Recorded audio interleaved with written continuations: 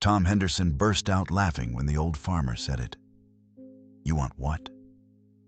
The beat-up 1962 Farmall sitting out back? Charlie, that thing's a piece of junk. Why would you want that when I've got brand new John Deere 4050s on the lot? It was April 7th, 1987, Henderson's John Deere dealership in Ames, Iowa. Tom had owned the place for 12 years, sold hundreds of tractors, knew every farmer in 3 counties. He thought he knew everything about farming and success. Charlie Morrison stood at the parts counter in faded Carhartt overalls with grease stains, muddy boots, a worn International Harvester cap from the 1970s. He was 61 years old, farmed 280 acres, drove a 1976 Ford F-150 with rust eating through the fenders and 18,000 miles on it. Everything about Charlie screamed broke farmer, barely getting by. I want the Farmall, Charlie repeated quietly. The 560 Outback. How much? Tom couldn't stop smiling. This was too perfect. Charlie, that tractor's 25 years old. It's got 8,000 hours on it. Needs transmission work, hydraulics are shot, paint's faded. It's worth maybe $4,000 as scrap. Maybe. I'll give you $6,000 cash for it. Tom's smile faded. Cash? Today? Charlie nodded. I'll bring the money this afternoon. Tom studied Charlie's weathered face. The old farmer was dead serious. But why? Why would anyone spend $6,000 on a 25-year-old tractor when you could finance a new one for $400 a month? Tom tried again. Charlie, why do you want to beat up Farmall when you could have modern equipment, warranty, parts support? I don't want new. I want that Farmall. But why? Charlie's face showed no emotion. The Farmall is what I want. $6,000 cash. You selling or not? Tom thought about it. The Farmall had been sitting on his back lot since August 1986. He'd taken it as a trade-in, listed it for $8,000, got no offers. It just sat there taking up space. $6,000 cash was decent money for a tractor Tom figured was worth $4,000 at best. Tell you what, Charlie. You bring me $6,000 cash this afternoon. The Farmall's yours. But I'm telling you right now, you're making a mistake. Charlie left without another word. Tom turned to his sales manager, Kevin, and laughed. Can you believe that guy wants to spend $6,000 on a 25-year-old Farmall instead of getting a nice new 4050 on payments? Some farmers never learn. Kevin shook his head. Charlie Morrison's always been strange. Never expanded his farm, drives that old truck, wears the same overalls for 10 years. Old farmer, old truck, old tractor, Tom said. At least he's consistent. What Tom didn't know was that his entire understanding of success was about to get blown apart. That afternoon at 2:15, Charlie returned carrying a paper grocery bag. Tom met him at the counter, half joking. Charlie, you actually brought the money? I did. Charlie set the bag on the counter and opened it. Inside were stacks of $20 bills, lots of them. Tom blinked. That's $6,000 in cash? Count it, Tom did. Took him 10 minutes. Exactly $6,000 in 20s, 50s, and hundreds. All old bills, worn from use. The kind of cash someone keeps in a safe for years. Charlie, where'd you get $6,000 cash? Saved it. Had it in my safe at home. You keep $6,000 in cash at your house? I keep more than that. But 6 is what the tractor costs. Tom was genuinely surprised now. They signed the papers. Tom handed Charlie the title and keys. She's all yours. You hauling it today? Tomorrow. I'll bring my trailer. Charlie, seriously, why that old Farmall? What are you going to do with it? Charlie met Tom's eyes with a slight smile. You'll see. And he left. Tom told everyone who came in that week about crazy old Charlie Morrison spending $6,000 cash on a beat-up Farmall. Everyone laughed. That's Charlie. Too cheap to buy new, probably thinks he's saving money running old iron. But something bothered Tom. Charlie had said he kept more than $6,000 in cash at home. How much more? And how does a farmer running 280 acres accumulate that kind of cash? Then Tom started hearing things. First story. Carl Jensen from the implement shop mentioned Charlie had bought a complete rebuild kit for the Farmall. Paid cash, $470, didn't even blink. Second story. The tire shop. Charlie bought 4 new rear tires for the Farmall, $840 cash on the spot. Third story. Paint supplier. Charlie ordered 50 gallons of Harvester Red implement paint, $260 cash. Tom did the math. Charlie had spent over $2,500 more on the tractor after buying it. That was over $7,500 invested in a 25-year-old machine. Something didn't add up. Then in early May, Tom drove past Charlie's farm heading to a service call. He saw something that made him pull over. The Farmall was parked in Charlie's machine shed, completely restored. Not just repaired, restored.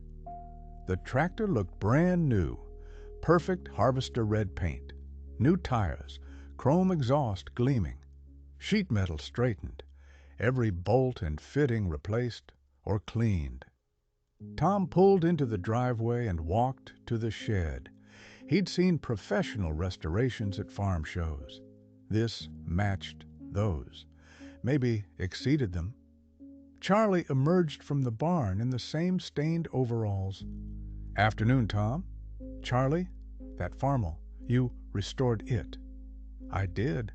"How?" "This is professional level work. I've been restoring tractors for 30 years. Know how to do it right." Tom walked around the tractor slowly. Every detail was perfect. This must have taken hundreds of hours. About 400. Did it over 6 weeks. Why? Why put this much effort into a 25-year-old tractor? Charlie smiled. "Come with me. I'll show you something." They walked to Charlie's barn. Tom stepped inside and froze. 5 more tractors, all vintage International harvesters, all perfectly restored. A 1951 Farmall H Harvester, cherry red, looked new. A 1956 Farmall 450, flawless. A 1960 Farmall 560, identical to the one Charlie just bought, but restored years earlier. A 1965 International 706, immaculate. A 1970 International 1056, perfect condition. Tom stared. "You've restored all these?" "I buy worn-out tractors cheap, restore them perfectly. Some I keep, some I sell." "You sell them? For how much?" "Depends.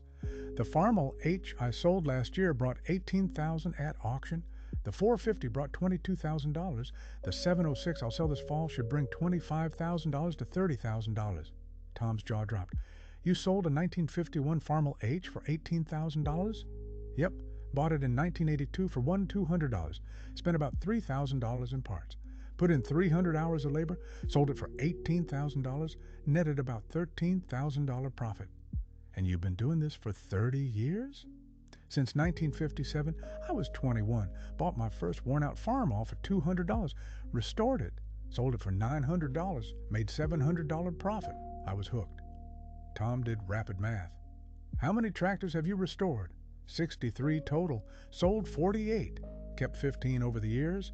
Average profit on the ones I sold was about $8,000 per tractor." Tom finished the calculation. That's $384,000 profit over 30 years. About $12,800 per year average. Tax-free because it's hobby income and I never reported it." Tom felt like the ground was shifting beneath him. "You've made almost $400,000 restoring tractors?" "Little more, actually. Some of the recent ones brought higher prices, probably closer to $430,000 total." "Where's all that money?" Charlie led Tom back to the house, into a small office. He opened a file cabinet and pulled out bank statements, 3 different accounts. Total balance, $618,000. Tom couldn't speak. Charlie explained calmly. The tractor restoration money is about $430,000. My farming income over 40 years added another $320,000 in savings. I live cheap. House is paid for. Truck runs fine. Don't need much. So I save almost everything. Tom found his voice. You have over $600,000 in the bank? Plus about $140,000 in cash in my safe. And the farm is worth about $450,000. I've got about $80,000 in equipment. Total net worth is about $3 million. Tom felt like he'd been punched. You're a millionaire? On paper, but I don't think about it much. I just do what I enjoy. Farm, restore tractors, save money, live simple. Why didn't you ever tell anyone? Why would I? It's nobody's business. I don't need people knowing my finances.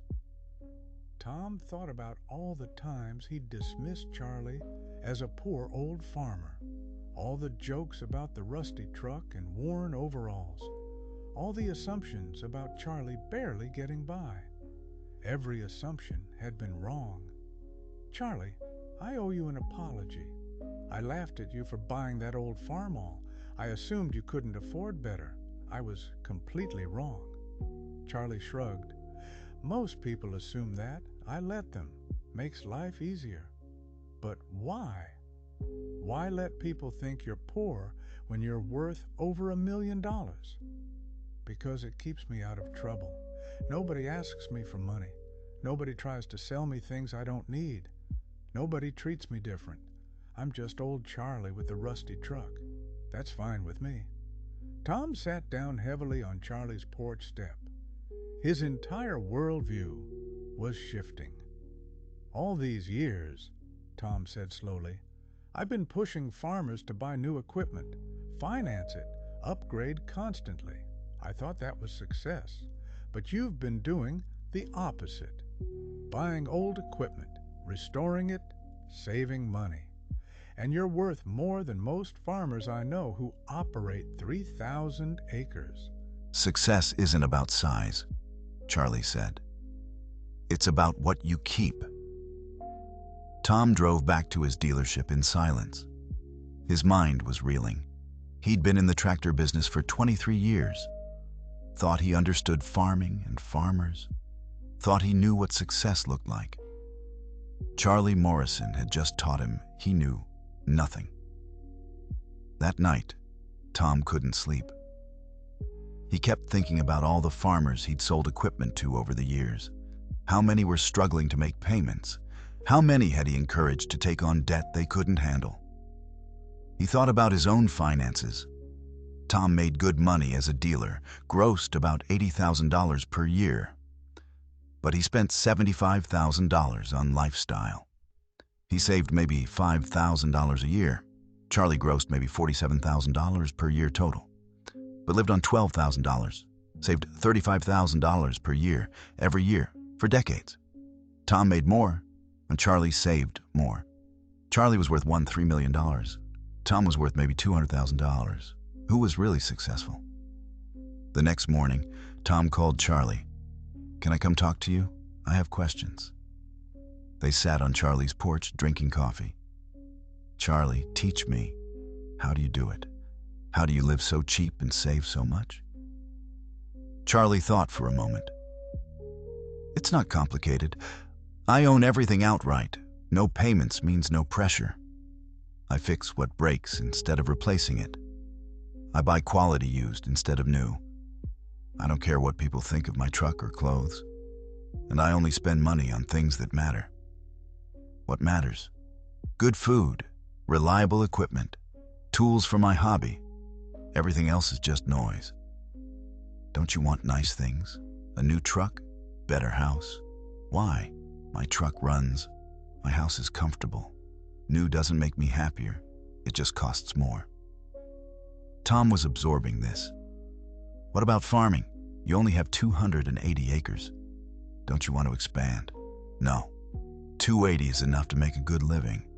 More land means more debt, more equipment, more stress. I've watched neighbors expand to 2,000 acres and lose everything.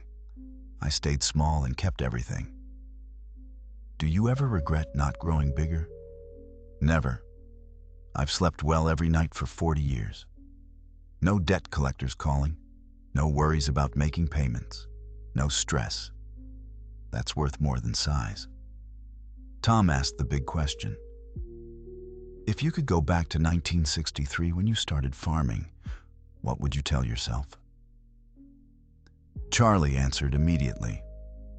Buy used, fix everything yourself, never borrow money, save aggressively, ignore what everyone else is doing, and find a profitable hobby. Tom drove back to his dealership with a completely different mindset. For 23 years, he'd measured success by sales volume and new equipment. Charlie had just shown him that real success was invisible. That week, Tom did something he'd never done before. When a young farmer came in wanting to finance a brand new tractor, Tom talked him out of it. You don't need new. Let me show you something better. Tom took the farmer to a local auction, helped him buy a good used tractor for 1/3 the price of new, showed him how to do basic maintenance. The farmer was confused. You're a dealer. Why aren't you selling me new? Because I'm tired of watching farmers go broke buying equipment they can't afford. You can succeed without debt. Someone just taught me that. Over the next 6 months, Tom's approach changed dramatically. His sales volume dropped 15%. His income dropped $12,000 that first year. But something else happened. Farmers started trusting him.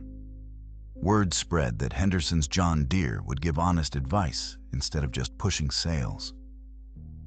By 1989, Tom's dealership had the highest customer loyalty in the region.